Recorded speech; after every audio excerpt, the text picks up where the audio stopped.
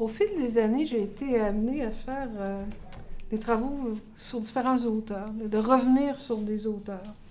Par exemple, j'ai écrit un article pour les mélanges à Marcel Rioux, qui est un texte qui s'intitule Braconnage, dont je suis très contente. C'est un de mes textes, je trouve, vraiment bien vieilli. En tout cas, moi, j'en suis très contente de ce texte-là. Et tout le temps que je l'écrivais pour lui. Je me disais, c'est pour M. Rioux que je l'écris, ce texte-là. Puis finalement, il est mort juste avant que le texte sorte. Ça, j'ai eu un chagrin de ce côté-là. Mais enfin, je suis très contente de ce texte-là. J'ai écrit un petit texte sur M. Dumont dans la revue Nuit Blanche. Alors, quand M. Dumont est mort, il y a eu beaucoup d'articles très savants sur lui. Mais ça, c'était juste un peu avant sa mort. De toute façon, j'ai écrit ce texte-là. C'est un texte très personnel. Ça commence, je me souviens par cœur, parce que j'ai beaucoup médité sur comment commencer ce texte-là. Ça disait « Je n'ai jamais été l'élève de Fernand Dumont, mais je l'ai toujours connu. » Parce que Madame Dumont, c'est la meilleure amie de ma mère. Monsieur Dumont, il a été longtemps collègue de papa, mais aussi, il s'était connu au Petit Séminaire de Québec. Ce qui fait que les enfants Fortin jouaient avec les enfants Dumont. Donc, on s'est toujours connus depuis très longtemps. Parmi mes premiers souvenirs d'enfance, c'est des souvenirs... Le premier, c'était une fête d'enfants avec les enfants de Marc-Adélard Tremblay. Et puis, je pense que le deuxième, c'était chez les Dumont. Alors, c'est vraiment, pour moi, c'est des souvenirs importants. Et M. Dumont, moi, ce qui me frappait, c'est sa bibliothèque. On n'avait pas la permission de mettre les pieds là-dedans. C'était un espace sacré. Mais c'était grand, c'était grand. Moi, je voyais ça immense. Des livres, des livres, des livres, des livres. Alors que mon père, il y avait aussi un bureau à la maison, mais c'était plus petit, puis on avait la permission d'y aller. C'était différent. En tout cas, j'ai écrit un texte plus personnel sur M. Dumont, montrant quel intellectuel remarquable et complet c'était, puisqu'il écrit de la poésie, de la théologie et tout. J'ai écrit aussi un texte pour les mélanges à Guy Rocher sur la place de la culture dans l'œuvre de Guy Rocher. Et ça, c'est un peu curieux parce que ça a l'air que c'est M. Rocher qui avait demandé qu'on... Je sais pas, parce que j'ai jamais été très proche de lui, mais c'est lui, il dit « Ça serait le fun si André Fortin faisait un texte sur la culture dans mon œuvre. » Je l'ai fait. Je suis assez contente de ce texte-là. En fait, j'ai suivi un seul cours avec Guy Rocher. C'était quand j'étais en maths, et puis j'étais dans cet amphithéâtre sombre. Alors, avec Éric, mon conjoint, on a écrit un article ensemble sur Vincent Lemieux. Alors, Vincent Lemieux, je dois dire que c'est mon idole. C'est mon idole parce que Vincent Lemieux, il écrivait pendant plusieurs années un livre par année. Alors, il alternait entre un livre de théorie ou de méthode et un livre plus empirique. Mais bonhomme allant, il en sortait à peu près un par année, où ça ne dépassait pas beaucoup aux 18 mois entre deux livres. Alors moi, c'est mon idole. J'aimerais arriver à cette capacité de travail que j'ai jamais eue. J'ai eu la réputation d'écrire beaucoup, mais pas à ce point-là. Alors, puis en même temps, c'était un homme vraiment charmant. Et il se réclamait de Lévi-Strauss. Son livre, par exemple, Parenté et politique à l'île d'Orléans, on voit bien ça. Mais il a écrit beaucoup aussi sur les réseaux. Et les réseaux, alors moi, ça m'intéressait parce que le livre que j'ai écrit avec Denis, ça s'appelait « Histoire de famille et de réseau ». Mon premier livre seul, ça s'appelait « Le réseau ». Et le livre sur l'art, le nouveau territoire de l'art, sous-titré « Réseau, région, place publique ». Donc, les réseaux, pour moi, c'était important. Et M. Lemieux a travaillé beaucoup sur les réseaux. Alors, avec Éric, on a fait un article ensemble sur Vincent Lemieux. Et là, ça m'amène à parler un peu d'Éric, mon conjoint, Éric Gagnon, avec qui j'ai travaillé beaucoup, parfois sans que ça paraisse, et parfois ça a apparu. Ça a apparu parce qu'on a écrit quelques articles ensemble. Par exemple, on avait fait, je l'évoquais tout à l'heure, première version très, très, très préliminaire sur du travail sur les revues. On a écrit un article ensemble sur les maisons d'art, où on comparait celle de Lemoine et celle de Villeneuve. Bon, on a fait quelques travaux ensemble et on a fait cet article sur Lemieux. Mais des fois, ça paraissait pas. Par exemple, une année, mon père... ça devait être dans les années 90. Je ne sais plus si c'était comme cadeau de Noël ou cadeau d'anniversaire, peu importe. Il dit « J'aimerais bien lire les mythologiques. » Elle dit, ouais, c'est une bonne idée. Alors, je lui offre le tome 1. Il adorait ça. Puis là, finalement, et papa, Éric et moi, on a lu tous les 3, les 4 mythologiques, puis on en a beaucoup parlé.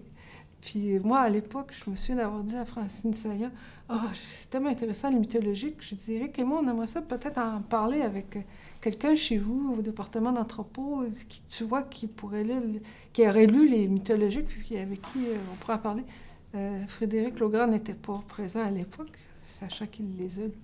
Mais à l'époque, Francine me dit, « Oh, à part Simonis, elle dit, tu sais, elle dit, Lévi-Strauss, les gens ont lu l'anthropologie structurale, on lit la pensée sauvage, mais est-ce qu'ils ont lu les mythologiques? » Elle dit, « Je vois que Simonis. » Mais moi, Simonis, il m'impressionnait un peu, je sais pas, je ne suis pas allée le voir. Donc, on a continué, donc, Éric et moi, à en parler beaucoup ensemble.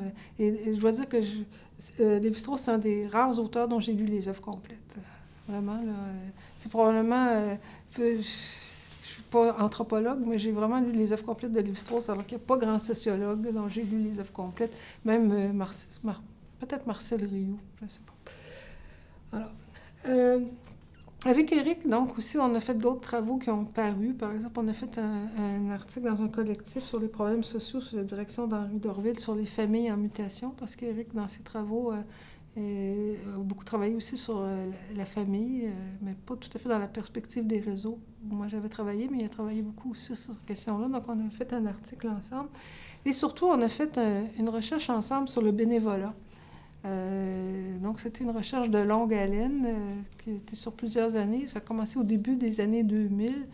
Et on a fait plusieurs articles et de fil en aiguille, on s'est dit que ça devrait faire un livre, mais on était happés tous les deux par autre chose. Donc, ça a pris du temps avant que le livre se finisse et voit le jour.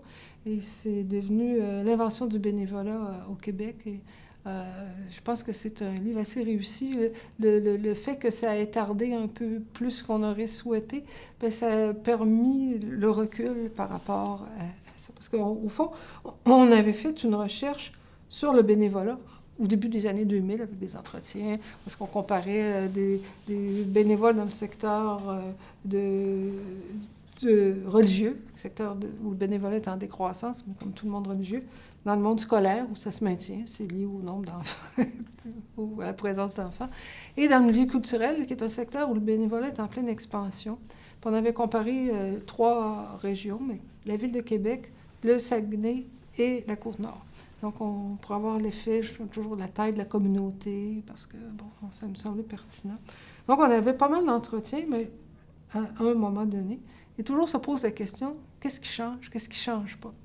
Alors, ça, je dois dire, ça vient de moi, cette idée toujours de se replacer dans la genèse, mais Éric a embarqué tout de suite là-dedans aussi. Donc là, on s'est donné comme mission de relire beaucoup de textes qui avaient été écrits sur toutes sortes d'organismes à partir du 19e siècle. Une époque où le mot bénévolat n'existait pas. Bénévole existait, mais bénévolat n'existait pas. De relire sous cet angle-là l'histoire du mouvement coopératif ou des fermières au Québec. Enfin, bref, on a fait un gros travail à caractère historique en se disant, ben là, on travaille sur des sources secondes, parce qu'on ne peut pas retourner dans le passé, forcément. Mais, en tout cas, alors, on a fait ce livre-là qui a été quand même assez bien reçu. Ça fait toujours plaisir, un livre qui est bien reçu. Surtout qu'on se disait, peut-être les historiens vont trouver qu'on travaille trop avec des sources secondes dans la première moitié du livre, mais dans la deuxième moitié. Mais enfin, bon, alors ça a été fort agréable, ce travail sur les bénévoles ou le bénévolat. Mais moi, j'ai 2 hémisphères cérébraux, hein, comme bien déjà, mais comme, je sais pas chez mais il y en a toujours, ils ne travaillent pas toujours ensemble. Ce qui fait qu'au fil des années, j'ai souvent eu des recherches en parallèle sur des sujets assez diversifiés. Et à la fin des années 90, à peu près au moment où je commençais à réfléchir sur le bénévolat avec Éric, là, c'est la banlieue qui m'a rattrapée. Et quand je dis la banlieue m'a rattrapée, c'est dans la personne de Carole Després, professeure au département d'architecture de l'Université Laval, qui avait lu dans Histoire de famille et de réseau un chapitre sur la banlieue. Donc, parce que comme je vous avais dit, dans ce livre-là, on compare centre-ville, banlieue, puis on fait des mini-monographies par type de quartier, ou plus que par quartier en tant que tel. Puis elle, dans son travail d'architecte, elle avait le défi de repenser les banlieues, puisque après 50 ans, autant les infrastructures urbaines comme les rues, les égouts, les aqueducs, tout ça est à refaire, mais les maisons aussi commencent à avoir besoin de réparations importantes si ça n'a pas été fait. Donc, les banlieues qui avaient été construites dans les années 50 commençaient à avoir besoin de travaux. Et la question, c'est est-ce qu'on refait la banlieue à l'identique ou on la refait autrement? Puis là, elle a travaillé aussi, les architectes ont des clients. Donc, les clients disaient, on ferait des maisons intergénérationnelles, puis là, elle dit oui. Puis là, elle s'est mise à réfléchir sur ce que les gens voulaient, ce qu'ils ne voulaient pas, qu'est-ce qu'il fallait faire d'un point de vue urbanistique et tout. Bon, alors, elle m'attrape, elle me donne rendez-vous. Et quand on se voit, on part à rire, parce qu'on s'est rendu compte qu'on se connaissait sans se connaître depuis des années, puisque ses enfants fréquentaient la même garderie que les miens. Mais ses enfants étaient un petit peu plus jeunes que les miens, donc ils n'étaient pas dans les mêmes groupes. Donc on s'était croisés pendant plusieurs années à la garderie sans savoir qui on était. Mais là, on s'est rencontrés et on a compris qui on était. Alors elle, quand elle m'a parlé de travailler sur la banlieue, bien, elle est vraiment tombée sur la bonne personne. Parce que, bon, j'ai passé une partie de mon enfance et de mon adolescence en banlieue. J'ai travaillé après ça à l'INRS sur le projet des nouveaux espaces résidentiels, dont plusieurs étaient en banlieue. Ce qui fait qu'on avait fait aussi à l'époque des visites de banlieue, des visites de maisons ou d'appartements type en banlieue. Quand je fais mon doctorat, j'avais fait une demande de postdoc. Finalement, j'ai eu la bourse, mais comme j'ai été engagée à l'INRS, pas l'INRS, à l'IQRC à l'époque, j'ai préféré un job à un postdoc. Mais le postdoc que j'avais présenté, c'était sur la banlieue. Donc, c'est quelque chose qui m'intéressait depuis longtemps. Mais bon, puis j'en avais parlé dans Histoire de famille et de banlieue. Donc, cette partie-là, c'est vraiment moi qui l'avais pilotée plus. Alors, quand Carole me dit « Est-ce qu'on ferait pas quelque chose sur la banlieue ensemble? » J'ai dit « Ouais, quelle belle idée. » Alors, on se connaissait pas, mais on a cliqué tout de suite. Bon, on se connaissait de vue, mais enfin, comme personne, on a cliqué tout de suite. Et là, on s'est rapidement attelé à la demande, à l'écriture d'une demande de subvention. Architecte, Carole. Sociologue, André.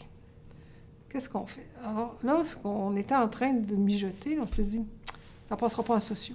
C'est pas de la socio.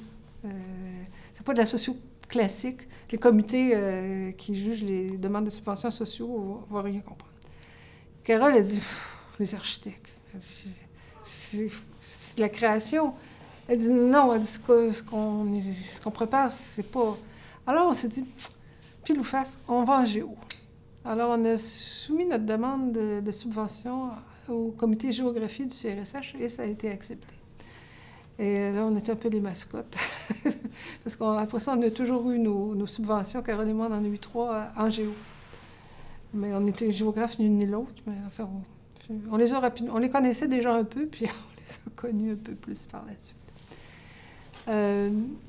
Donc, on travaillait, on a fondé le groupe interdisciplinaire de recherche sur les banlieues. Mais là, c'était vrai que c'était interdisciplinaire. Donc, j'avais eu des profs anthropologues, mais là, socio-anthropo, c'est pas sérieux, là. C'est des disciplines sœurs, jumelles presque. Peut-être pas des jumelles identiques, mais sûrement des jumelles qui ont grandi dans le même ventre de la même mère. Avec l'architecture et l'urbanisme, parce que rapidement, Geneviève Vachon, collègue de Carole Després, s'est jointe à nous. Elle est plus urbanisme, enseignant à l'école d'architecture aussi. Là, on s'est rendu compte rapidement que les mots ne voulaient pas dire la même chose. Donc, des mots comme projet, intervention, social, représentation, ça ne voulait pas dire la même chose, mais pas du tout en sociaux ou en sciences sociales et en architecture. Et, comble de malheur, de bonheur, un postdoc se joint à nous, Thierry Ramadier, qui est un Français, qui, lui, est un psychologue de l'environnement. Alors là, les premières réunions autour de la table, on se voyait à cette époque-là 1 fois par semaine ou par 2 semaines. sociaux, psycho, architecture, urbanisme. Là, on a passé puis il y avait des assistants, on a passé un grand moment à essayer de s'entendre sur ce que voulaient dire les mots. Et puis Thierry et moi, on s'appréciait comme personne, mais lui était psychologue et moi j'étais sociologue. Là, on a passé 2 réunions à se dire tous les préjugés qu'on avait, moi face aux psychologues et lui face aux sociologues. Les architectes qui nous regardaient disaient de quoi ils parlent eux autres. Mais ils voyaient que c'était important. Alors on a tout clarifié ça, on a tout mis sur la table. Et après ça, donc, on était prêts à travailler. Alors, pour les étudiants d'architecture, c'était toute une conversion que de travailler avec des sociologues, mais pour des étudiants en sociaux, à un moment donné, ils entendaient parler marge de recul, ils se disaient, de quoi est-ce qu'ils parlent? Alors, il y a eu vraiment un gros travail. Et puis là, on lance la recherche qui a donné naissance à l'ouvrage collectif La banlieue revisitée. La banlieue revisitée, donc c'est un ouvrage collectif sous la direction de moi, Carole et Geneviève, mais c'est uniquement des travaux de notre équipe. Donc, au lieu d'écrire toutes les chapitres se lisent les uns à la suite des autres parce qu'il y a vraiment une séquence logique et un développement, mais elles sont signées ou co-signées par des gens différents. Donc, là, on s'intéressait aux banlieues de première couronne, celles qui avaient été construites dans les années 50 et 60. On en a repéré 5 à Québec, c'est-à-dire Sainte-Foy-Charlesbourg, Beauport, Duberger et Sainte-Foy-Sillery. Alors, on en avait 5. Alors, on voulait avoir assez d'entrevues pour être capable de faire des mini-monographies, encore une fois, par quartier, mais aussi pour être capable de comparer des plus jeunes et des plus vieux. Bon. Alors là, cette fois-là, on a été raisonnable. On a fait seulement 170 entrevues. Hein, déjà, il y a un progrès parce que l'autre fois, c'était 370. En fait, on en a 177. Bon, bref, on est moitié moins, hein? C'est un peu mieux. C'est quand même pas mal. Et puis là, ces entrevues-là ont été entièrement transcrites et saisies en nudiste ou... comment ça s'appelle plus nudiste, maintenant ça s'appelle... comment ça s'appelle? À l'époque, en tout cas, nudiste. In vivo, c'est ça. Enfin, in vivo. Mais à l'époque, c'était encore nudiste. Donc, on avait tout fait Et là, ça avait été quelque chose. Et on avait vraiment pédalé fort. Et dans l'équipe de jeunes assistants, il y avait des jeunes sujets prometteurs, comme Dominique Morin, qui, au moment où on se parle, directeur du département de sociaux à Laval, mais qui est arrivé là après tout un long détour par Paris et Rimouski. Donc, Dominique, qui était encore au bac à l'époque, lui avait fait des entrevues, mais il avait joué dans les données du recensement. Il nous avait fait vraiment un beau travail. Et là, je lui ai dit, jeune sujet prometteur. Et on lui avait confié à lui et à Alexandra Daris, une étudiante en architecture, le défi de concevoir la codification pour in vivo. Et Dominique aussi, la partie plus quantitative. Je dois dire que c'est la première ou la dernière fois que j'ai confié des trucs de cette importance-là à un étudiant gradué. Mais je ne l'ai jamais regretté parce que Dominique avait vraiment l'envergure. Évidemment, on passait, Carole et moi, on avait un peu... on regardait au-dessus de son épaule, mais le gros du travail, c'est lui qui l'a fait. Alors, vraiment, ça a été très intéressant, et c'était vraiment un travail d'équipe. On travaillait vraiment, on se voyait à l'époque une fois par semaine ou par 2 semaines. Ça a vraiment été intéressant. Quand j'ai commencé à travailler avec Carole Després et Geneviève Vachon, mais avec Carole au début, c'était un choc pour moi. Non seulement parce que les mots ne voulaient pas dire la même chose, mais parce que les architectes travaillent avec des images. Les sociologues, on ne sait pas quoi faire avec les images. Alors, une des premières fois, je vais dans le bureau de Carole, on discute, puis là, elle rouvre son classeur, et là, elle sort des feuilles de diapos, mais là, vraiment des diapos physiques, là, qui étaient dans des petits trucs en plastique, là, tout bien classés, rangés. Elle en avait des centaines de diapos. Puis là, elle dirait, puis c'est comme ça, là, elle travaille avec des images. Nous, les sociologues, on n'est pas habitués de travailler avec des images. Et ça a été tout un apprentissage pour moi que de travailler avec les images. Et on travaillait donc avec des photos, parfois des images de maisons, mais aussi avec des plans de quartier, des plans de ville. Et la fois la plus drôle, c'est que souvent on travaillait sur des plans qu'on annotait pour montrer ici il y a tel problème, tel truc, tel enjeu sur le territoire. Au début, tout le monde était invité à prendre le crayon, les professeurs, les étudiants, pour indiquer sur la carte. Moi, au début, je n'osais pas trop prendre le crayon puis annoter la carte. Et puis, il y a une fois, on était dans une discussion avec Carole puis Geneviève, puis ça aboutissait pas avec les étudiants.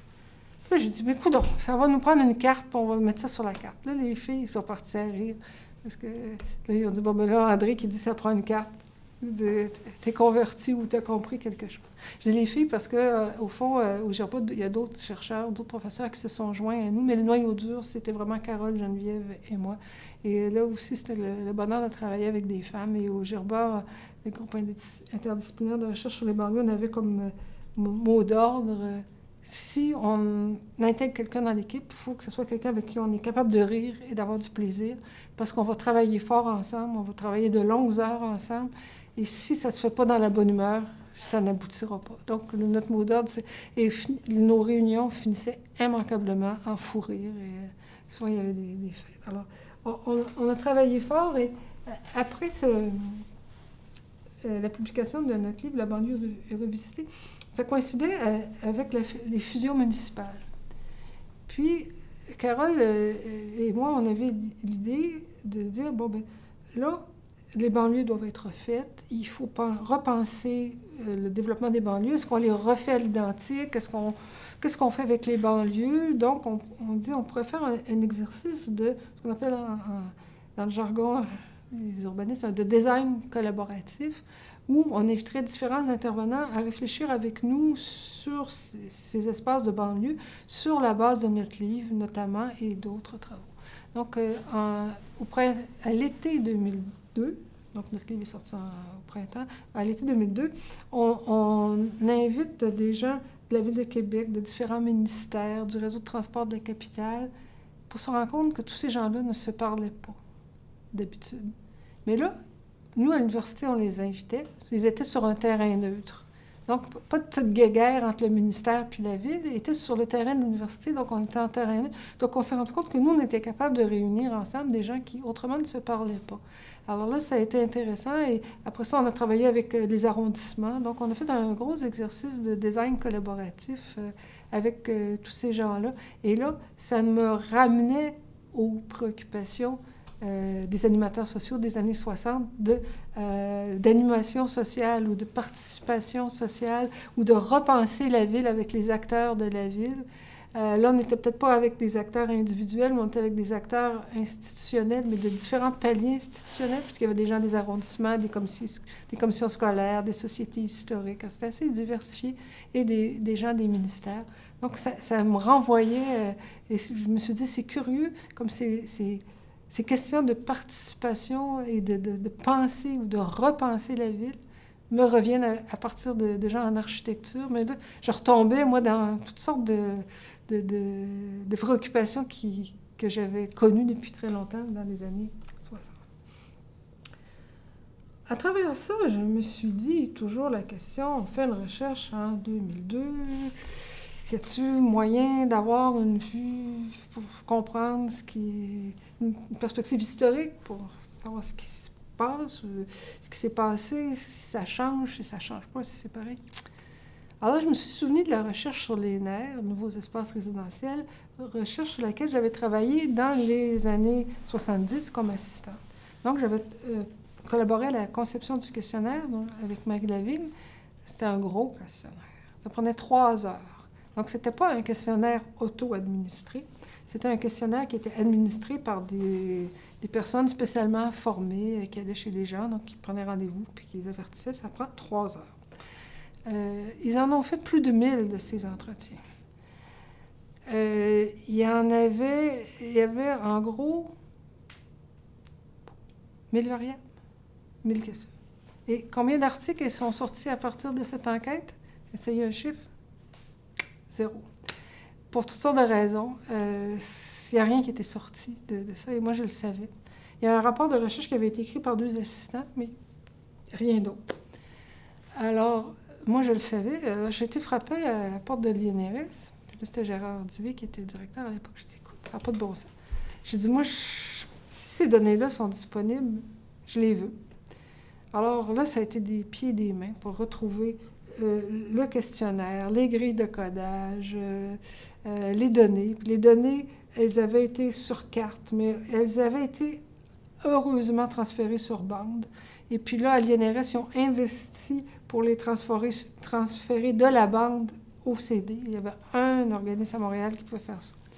Alors, Disvé, une fois, m'invite, là, il me donne une pile avec tous les documents et le CD. Et il dit, là, André, je te fais un cadeau. Là. Il dit, ça vaut pas loin d'1 million. Parce que tout l'argent qui avait été investi. Alors, moi, je m'étais engagée à faire 2 articles là-dessus, ce que j'ai fait. Puis après ça, j'ai essayé de refiler cette banque de données-là à d'autres personnes pour qu'ils fassent autre chose, parce que je savais que je n'avais pas tiré tout ce qu'il y avait dans cette banque de données-là, mais j'ai dit, au moins, elle aura été sauvée. Donc, je suis contente. J'ai sauvé 2 recherches dans ma vie. Une de Nicole Gagnon et une à l'INRS. Donc, ça nous a permis d'avoir des données de 78, puis de comprendre un peu des choses qui avaient pu ou non changé, mais là, dans le développement des banlieues ou dans le rapport que les gens avaient à la banlieue ou au territoire, pour se rendre compte que ça n'avait pas changé tant que ça. Voilà. Et un peu après, donc, on a eu une autre recherche. Ça a donné naissance au livre La banlieue s'étale. Donc là, c'était en 2005. Donc, c'est un peu le même processus. Là, c'est des entrevues. Cette fois-ci, on avait été encore plus raisonnable. On en a fait seulement 132. Hein? D'une fois à l'autre, on est plus en plus raisonnable. Alors, 132, pour permettre, encore une fois, de comparer 6 milieux de banlieues. Donc, c'était des banlieues périurbaines. Donc, on voulait les comparer entre elles, et comparer, encore une fois, des jeunes, des vieux, différentes catégories ou sous-catégories. Donc, ça a traîné un peu plus cette recherche parce que, entre-temps, Carole était devenue directrice du Centre de recherche d'aménagement et de développement. Et puis, Geneviève a eu une grosse arruque sur les Inuits et l'architecture inuite. Et de fil en aiguille, bon, ça s'est un petit peu étiré, mais ça a quand même donné naissance au livre La banlieue s'étale, qui reprend un peu les mêmes questions, mais en ajoutant d'autres, parce que là, dans La banlieue s'étale, on est dans le périurbain. Donc, il y a un chapitre sur le rapport à la nature, sur la voiture, donc des choses qui n'apparaissaient pas dans la banlieue revisitée, mais là, dans La banlieue s'étale, dans le périurbain, bien, la voiture, le fait un article, j'avais appelé ça « Jamais sans mon char ». Hein, je pense que finalement, ça s'est appelé « Jamais sans ma voiture ». Mais l'idée, c'est « Jamais sans mon char », parce que tu ne peux pas vivre dans des banlieues lointaines sans voiture. Puis le rapport à la nature, parce que les gens disaient tous qu'ils s'installaient là pour la nature, ou pour être proche de la nature. Donc, c'est quoi ce rapport à la nature? Est-ce que c'est un rapport actif ou contemplatif? Donc, puis il y avait toujours la question du est-ce que la banlieue, c'est le meilleur endroit pour les enfants, mais aussi pour le vieillissement. Donc, Dominique Morin travaillait aussi il était plus à Laval à l'époque, mais il travaillait aussi sur les questions de vieillissement, la place des aînés dans les banlieues.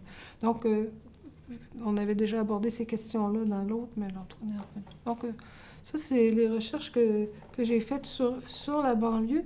Et à travers ça, j'ai appris à travailler avec les images, avec des cartes, avec des photos, et c'est comme ça que, en 2012, j'ai fait un article qui s'appelle « La longue marche des carrés rouges ». Ça, c'était dans un numéro spécial de recherche sociographique sur les carrés rouges. Au début, j'avais dit « Oh, moi, je ne fais rien dans ce numéro-là, je ferai juste des comptes rendus ». Alors, je m'enligne pour faire un compte rendu d'un livre, puis finalement de 3 livres. Puis j'ai dit non, il y a plus qu'un compte rendu à faire sur ce livre-là, parce que c'était des livres, que celui de Jacques Nadeau, par exemple, qui s'appelle « Carré rouge », où est-ce qu'il y a photo et texte. Et je me souviens où est-ce qu'il y a dessin et texte, et Printemps spécial, où est-ce qu'il y a photo et texte.